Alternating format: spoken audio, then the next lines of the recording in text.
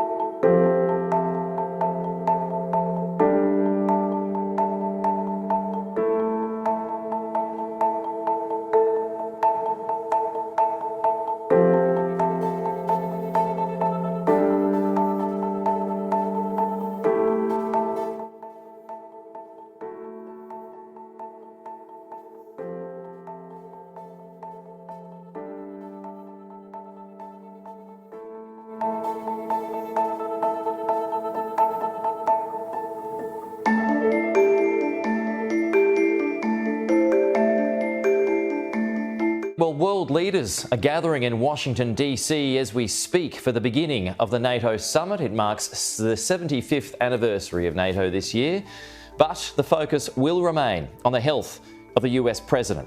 Our Washington correspondent Annalise Nielsen filed this report.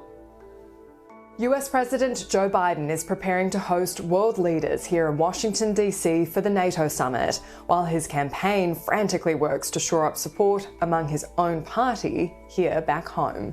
Now Congress is back in session, Democrat members have been inundated with questions about whether they think Joe Biden should step down as the candidate for this election.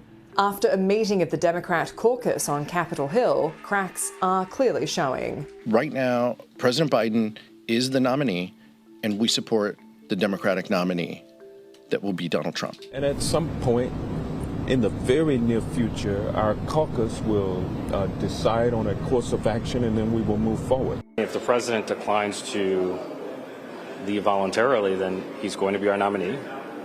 And we have to make the best of a complicated situation. I'm viewing it pragmatically. I think that there are changes that people need to see to continue to feel comfortable. I think we would be less endangered of a Trump presidency if we had a different candidate. After a fiery press briefing the day before, White House Press Secretary Karine Jean-Pierre was on the defensive again. And can I just also ask a little, this is the second time in less than a week where the briefing had prompted a need for later clarification on questions about the president's health. And I'm just wondering if you could speak to... So I disagree. I disagree, Sungmin. It's not.